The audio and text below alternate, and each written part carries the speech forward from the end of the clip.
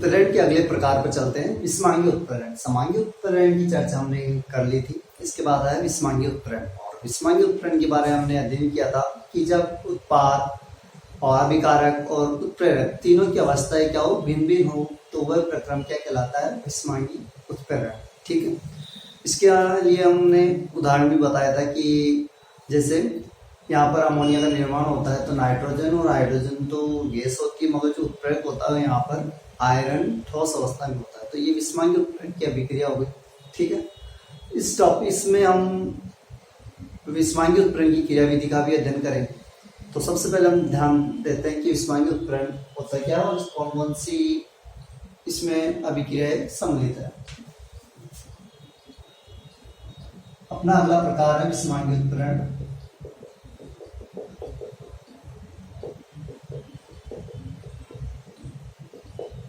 Hetero catalysis.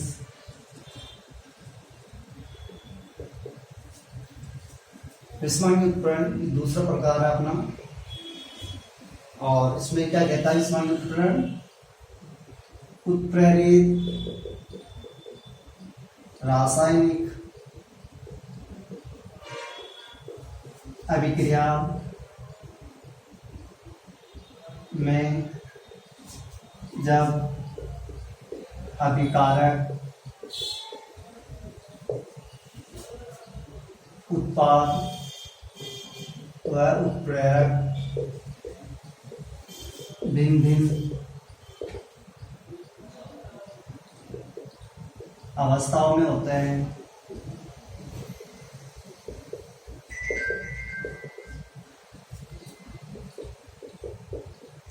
तो उस प्रक्रम को विषमांगीय उत्प्रेरण कहते हैं।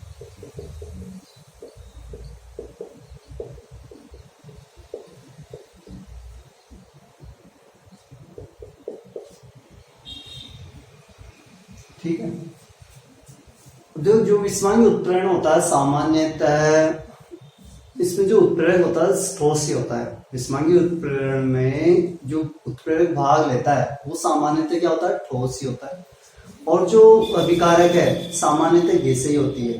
ठीक है, जो गैसें आएगी अभिकारक के रूप में सामान्यतः गैसें ही होती है, कुछ कभी कभी द्रव भी हो सकते हैं। तो विषमांगीय उत्प्रेरण में उत्प्रेरक ठोस होता है और अभिकारक सामान्यतः गैसें होती है। अभी हमने देखा कि यहाँ पर जो उत्प्रेरक भाग ले रहा है वो क्या है, ठोस है। तो ठोस के पृष्ठ पर ही क्या हो रही है, उत्प्रेरण अभिक्रिया हो रही है। तो ठोस के पृष्ठ पर अगर उत्प्रेरण हो रहा है तो यह विषमांगीय उत्प्रेरण पृष्ठ उत्प्रेरण भी कहलाता है। ठीक है, तो देखो यहाँ पर हम बात करते हैं, इसको क्या बोलते हैं, पृष्ठ उत्प्रेरण। पृष्ठ उत्प्रेरण भी कहते हैं। क्यों कहते हैं, क्योंकि ठोस उत्प्रेरक के पृष्ठ पर अभिक्रिया होती है। ठीक है, तो हमने देखा कि विषमांगीय उत्प्रेरण को पृष्ठ उत्प्रेरण भी कहा जाता है। अब अगली चर्चा करें, उदाहरण की बात करते हैं कि इसमें कौन कौन से उदाहरण आ रहे हैं। तो सबसे पहले हम बात करते हैं तेलों का हाइड्रोजनीकरण।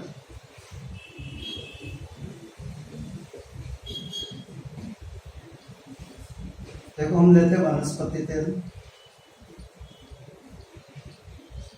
ये जो द्रवावस्था में है, फिर हम इसका हाइड्रोजनीकरण करा रहे हैं तो हाइड्रोजन गैस लेते हैं, हाइड्रोजन गैस अवस्था में उत्प्रेरक हम जो ले रहे हैं यहाँ पर निकिल ले लेते हैं, और निकिल है यहाँ पर ठोस अवस्था में। ठीक है, और यहाँ पर जब अभिक्रिया होती है तो हमारे पास प्राप्त होता है वनस्पति घी, और ये होता है सॉलिड अवस्था। तो देखो इसमें क्या हो रहा है कि अभिकारक द्रवावस्था में भी है, गैस अवस्था में भी है, उत्प्रेरक ठोस अवस्था में, उत्पाद ठोस अवस्था में, तो सभी की अवस्था क्या है, यहाँ भिन्न भिन्न। तो ये प्रक्रम क्या कहला रहा है, विस्मांगी उत्प्रेरण कहला रहा है। इसी प्रकार हम देखें अगला उदाहरण, अमोनिया का निर्माण। अमोनिया का निर्माण हेबर विधि से।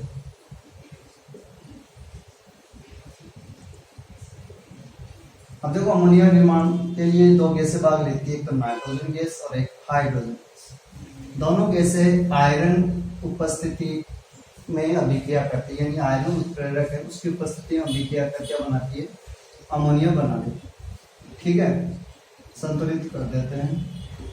देखो यहाँ पर नाइट्रोजन है गैस अवस्था में, हाइड्रोजन है गैस अवस्था में, और आयरन क्या है, ठोस अवस्था में, और अमोनिया यहाँ क्या है, गैस अवस्था में। तो यहाँ पर देखो अभिकारक और उत्प्रेरक अलग अलग अवस्था है। अभिकारक तो है गैस अवस्था में और उत्प्रेरक आयरन है ठोस अवस्था में। तो ये किस प्रकार की है, विस्मांगी उत्प्रेरण की अभिक्रिया होगी। विस्मांगी उत्प्रेरण को समझाने के लिए विस्मांगी अधिशोषण का सिद्धांत फैराडे द्वारा दिया गया था, और ये क्या करता है, विस्मांगी उत्प्रेरण की क्रियाविधि को स्पष्ट कर देता है। जो ये सिद्धांत आया था अधिशोषण का सिद्धांत, ये सिद्धांत निर्भर था या संयोजन था एक तरह का। एक तो इससे पहले जो समांगी अधिशोषण पढ़े थे उस समय आया था माध्यमिक यौगिक का सिद्धांत। तो ये माध्यमिक यौगिक का सिद्धांत और प्राचीन अधिशोषण सिद्धांत का संयोजन है। सबसे पहले चर्चा करते हैं हम कि प्राचीन अधिशोषण का सिद्धांत है क्या। प्राचीन अधिशोषण का सिद्धांत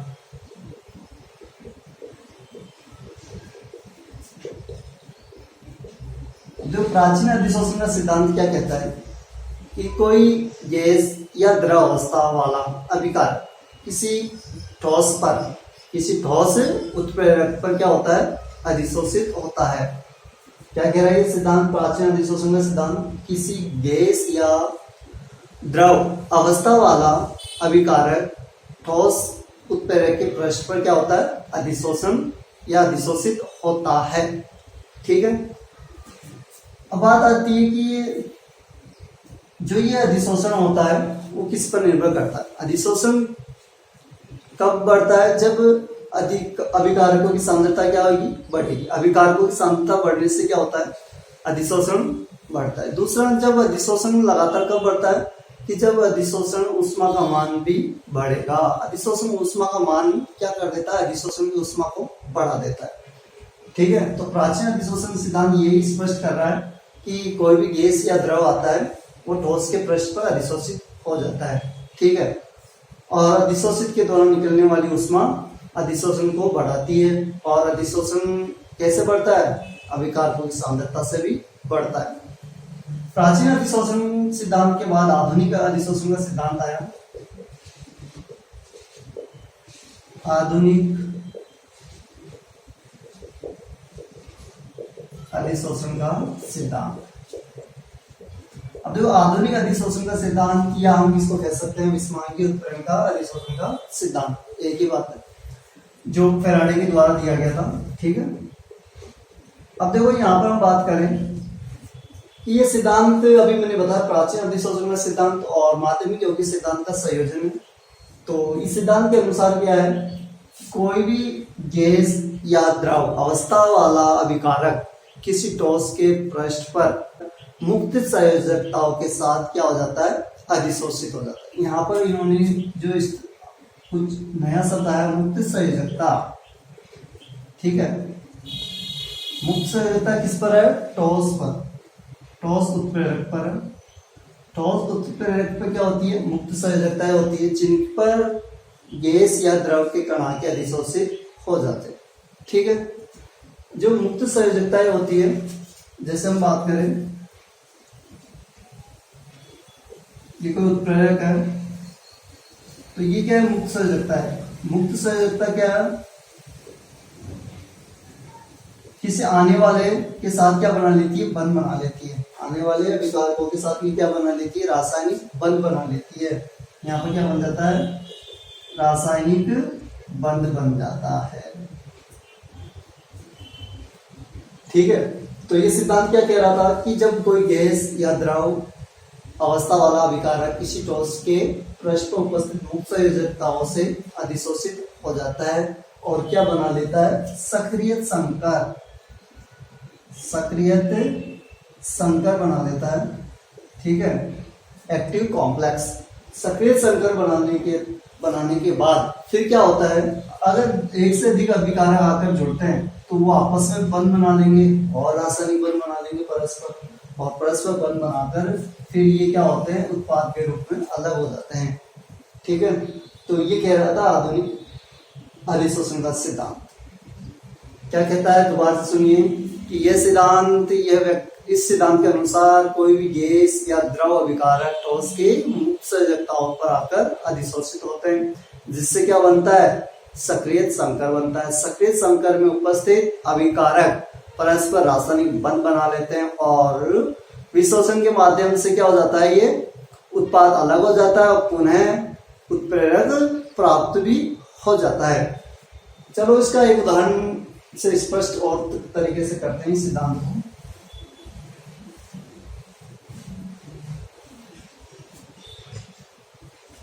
हम ले रहे हैं उत्प्रेरक,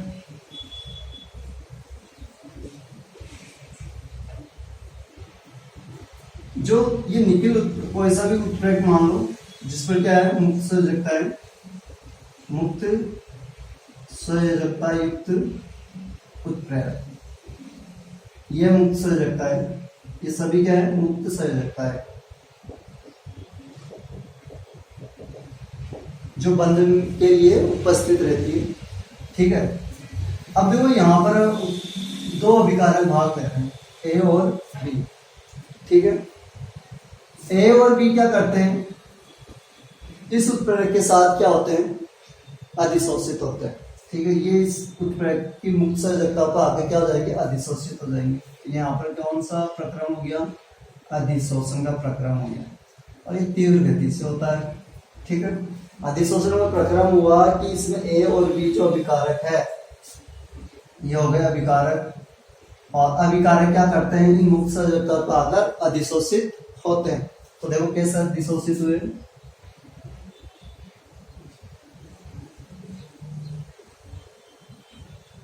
ए और बी यहाँ पर अधिशोषित हो गए और बंध बना लिए। ठीक है, रासायनिक बंध बना देते हैं, तो ये रासायनिक अधिशोषण भी कहलाता है। ठीक है, यहाँ पर रासायनिक अधिशोषण भी कहलाता है, क्योंकि यहाँ पर रासायनिक बंध बनते हैं और ऊर्जा भी निकलती है। जैसे यहाँ से और क्या निकलती है, अधिशोषण ऊष्मा भी निकलती है।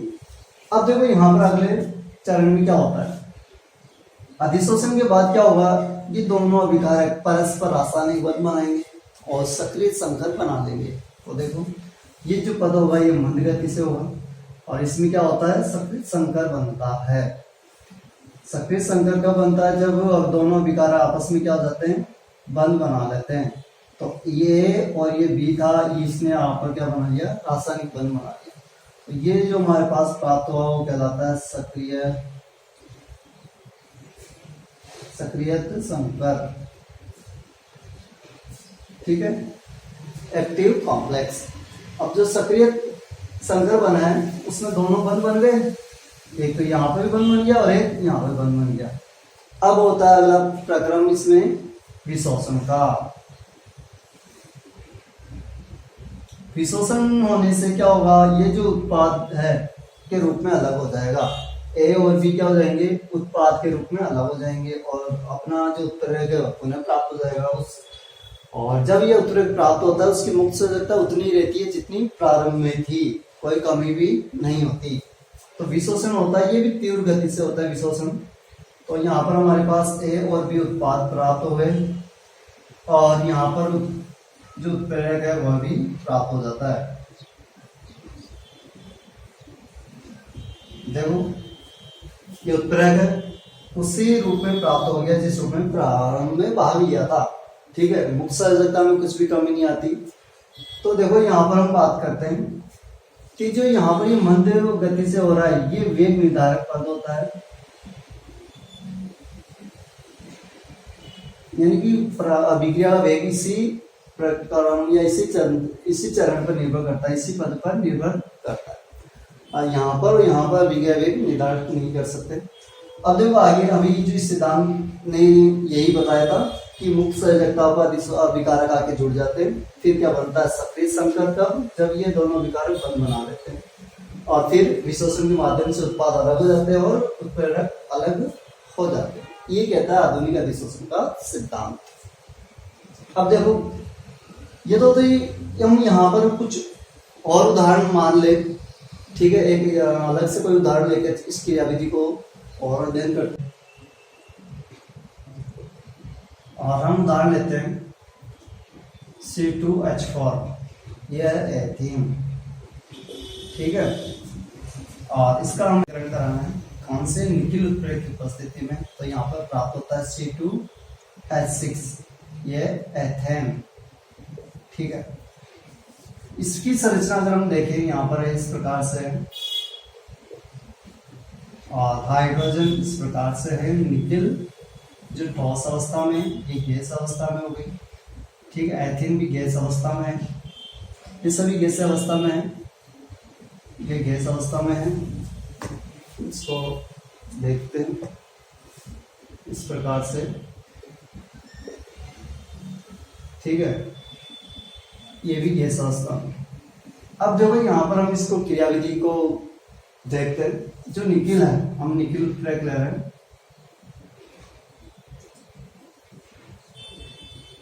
ये सभी क्या है निकिल,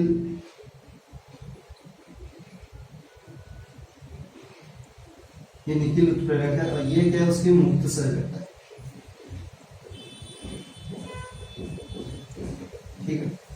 और हम कराते हैं अभिकारक ले रहे हैं CH2 और हाइड्रोजन गैस। अब देखो ये पहला चरण इस सिद्धांत के अनुसार क्या है कि अभिकारक क्या होते हैं, उत्प्रेरक की मुक्त संयोजकताओं से आकर अधिशोषित हो जाते हैं या जुड़ जाते हैं, ठीक है। ये निकिल उत्प्रेरक है,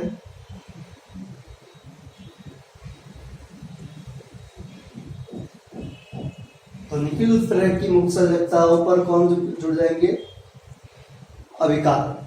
तो देखो किस प्रकार से अधिशोषण होता है। यहाँ पर अधिशोषण तीव्र पद है, तीव्र गति से होता है, वही निकिल उत्प्रेरक ले रहे हैं हम। अब देखो यहाँ पर निकिल जो है इसकी मुक्त संयोजकताओं से आके कौन जुड़ रहा है, सबसे पहले यहाँ पर हाइड्रोजन आके जुड़ रहा है। तो देखो हाइड्रोजन यहाँ पे आके जुड़ गया, ठीक है। और देखो यहाँ पर किस प्रकार से, तो यहाँ पर तो बंद था, स्ट्रॉन्ग बंद, प्रबल बंद था, यहाँ पर देखो दुर्बल बंद हो गया। ऐसा क्यों हुआ, देखो इलेक्ट्रॉन तो उतने रहने जब निकिल से ये जुड़ेंगे हाइड्रोजन, तो इलेक्ट्रॉन उतने रहने, तो क्या होता है यहाँ पर कुछ इलेक्ट्रॉनों के माध्यम से बंद इधर बनने लग जाते हैं निकिल के साथ। अब इधर बंद बनाने तो इधर से इलेक्ट्रॉन की कमी होगी, जिसके कारण इधर से बंद क्या हो जाएंगे, कमजोर हो जाएंगे, दुर्बल हो जाएंगे, ठीक है। तो इधर इस प्रकार से ये बंद क्या हो जाता है, दोनों हाइड्रोजन मध्य दुर्बल हो जाता है। फिर जो अगला दूसरा विकार है वो भी आगे जुड़ता है। तो हमने देखा ये कि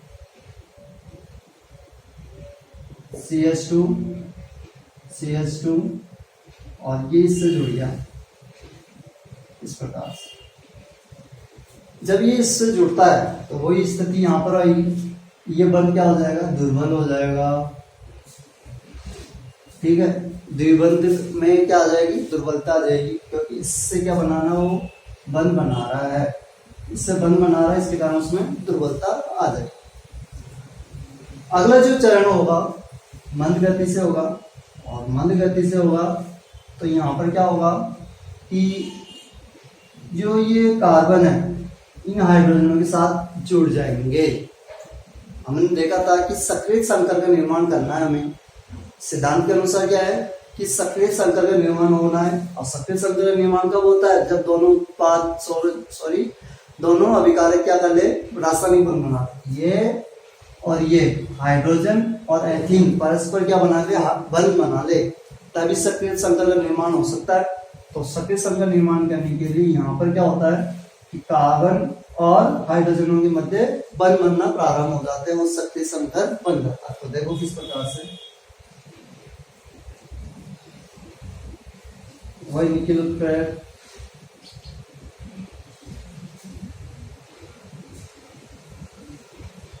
दुर्बल बंध द्वारा, ये भी दुर्बल बंध है,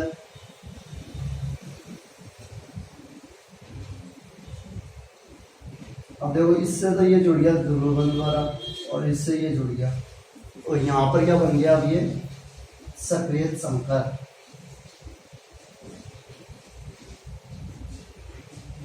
ठीक है, सक्रिय संकर बन गया। यहाँ पर क्या हुआ, कार्बन और हाइड्रोजन परस्पर जुड़ गया, इधर भी कार्बन और हाइड्रोजन जुड़ गए।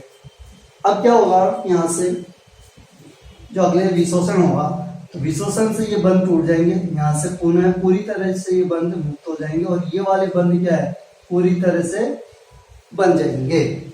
यहाँ पर तो ये बंध पूरी तरह से क्या हो जाएंगे, टूट जाएंगे, और यहाँ पर ये बंध पूरी तरह से बन जाएंगे, और यहाँ पर हमारे पास एक नया उत्पाद बन जाता है। तो देखो किस प्रकार से विशोषण होता है। विशोषण भी तीव्र चरण वाला पद है, और यहाँ पर देखो हमारे पास CH2 और ये हाइड्रोजन, CH2 और ये हाइड्रोजन, यानी कि ये वाले हाइड्रोजन यहाँ पर क्या होगा, बंध बना लिए। ठीक है, और क्या प्राप्त हो गया, इधर निखिल उत्प्रेरक प्राप्त हो गया।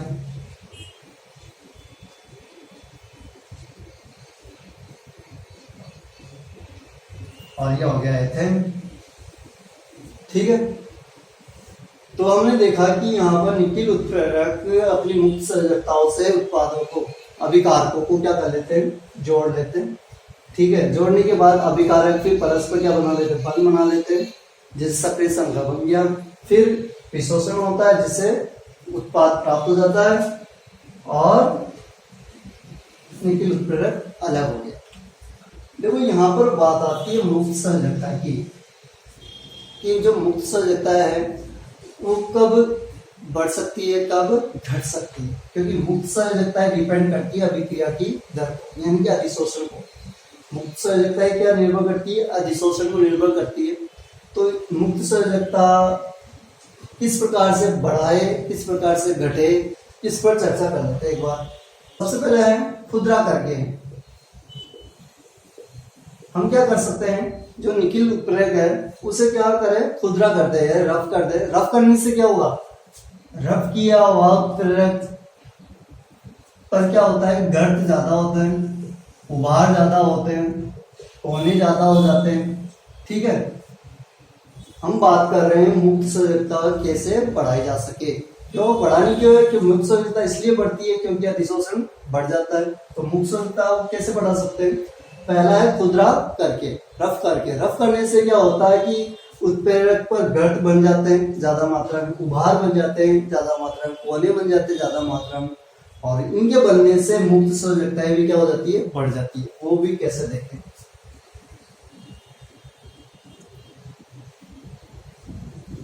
ये तो सामान्य उत्प्रेरक जो अभी हमने लिया था। अगर हम इसको खुदरा कर दे तो क्या होगा, उस पर चर्चा कर रहे हैं। तो देखो अभी हमने बताया कि यहाँ पर खुदरा करने से संयोजकता बढ़ जाती है। तो देखो गर्त बन गया। फिर बात करें उभार की, ये उभार बन गया। फिर देखो कोने, ये कोने हैं, ये कोने बन गए। ठीक है, तो ये तो हो गया गर्त, संयोजकता बन गई। ये हो गया उभार। ठीक है, ये क्या हो गया, उभार, यहाँ पर भी संयोजकता बढ़ गई। ये हो गए कोने, तो कोने पर भी संयोजकता बढ़ गई। तो देखो खुदरा करके हम क्या कर सकते हैं, किसी उत्प्रेरक के लिए मुक्त संयोजकता बढ़ा सकते हैं। दूसरा कारण है खुदरा की करने के बाद हम सूक्ष्म करके क्या कर सकते हैं, मुक्त संयोजकता बढ़ा सकते हैं। कैसे, जैसे सपोज ये मानो हमारे पास है बड़ा उत्प्रेरक। ठीक है, ये हमारे पास है बड़ा उत्प्रेरक, और इस उत्प्रेरक को हमें सूक्ष्म करना है। तो देखो इसको सूक्ष्म कर रहे हैं, चूर्णीकरण कर लिया। और चूर्णीकरण करने से क्या होते हैं, देखो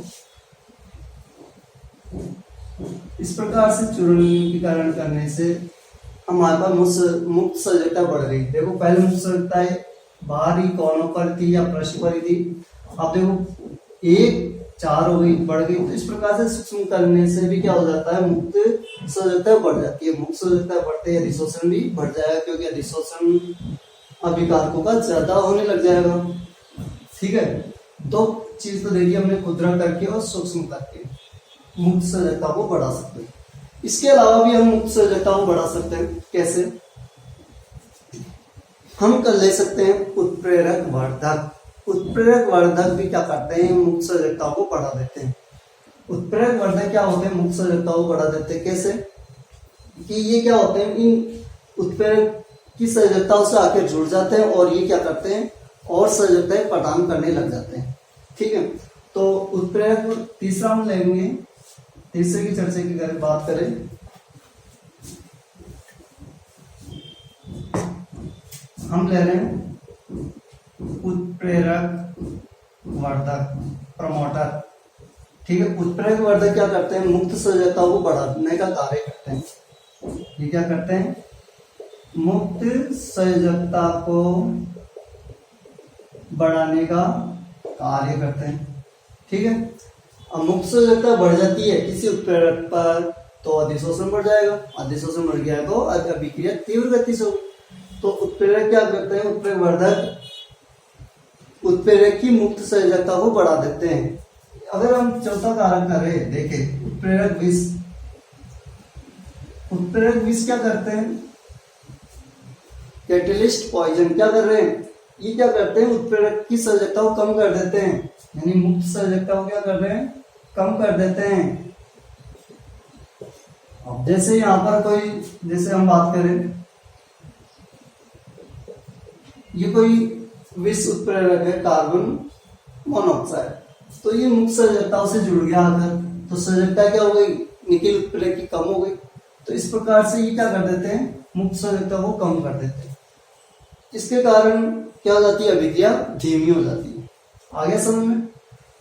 तो हमने देखा कि मुक्त सजगता किस प्रकार से प्रभावित होती है।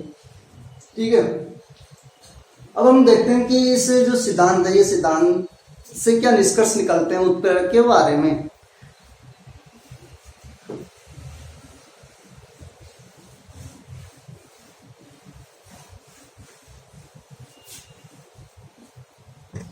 देखो सबसे पहले हम बात करें इस सिद्धांत से, सबसे पहले हम निष्कर्ष निकालते हैं कि जो अंत में हमारे पास जो निकिल उत्प्रेरक प्राप्त होता है उसकी सजगता उतनी ही रहती है जितनी प्रारंभ में थी।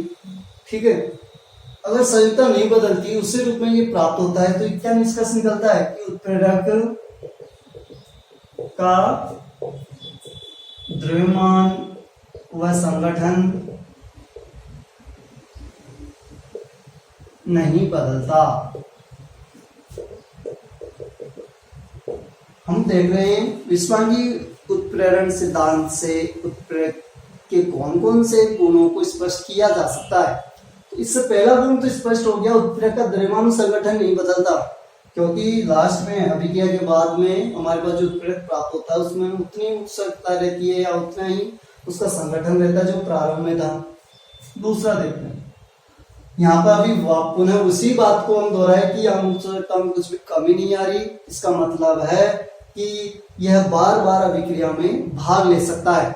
मुक्त सजगता में कमी नहीं आ रही, इसके कारण ये बार बार अभिक्रिया में क्या कर सकता है, भाग ले सकता है। इसके कारण ही हम क्या करते हैं, सूक्ष्म मात्रा ही उत्प्रेरक की काफी होती है उत्प्रेरित करने के लिए। किसी अभिक्रिया को उत्प्रेरित करने के लिए उत्प्रेरक की सूक्ष्म मात्रा ही काफी होती है। क्यों होती है, क्योंकि बार बार ये वही उत्प्रेरक, अभिक्रिया में भाग लेने वाला वही उत्प्रेरक बार बार काम में आ जाता है। क्यों आ जाता है, क्योंकि मुक्त सजगता में कोई कमी नहीं आती, तो बार बार में यही काम में आता है और अभिक्रिया होती रहती है। तो हमें कम मात्रा में क्या लेना पड़ता है, उत्प्रेरक लेना पड़ता है। अगली बात करें तीसरी, अभी हमने बताया था कि जब अभिकारक आकर अधिशोषित होते हैं उत्प्रेरक पर, तो वहां निकलती है, क्या निकलती है, अधिशोषित ऊष्मा निकलती है।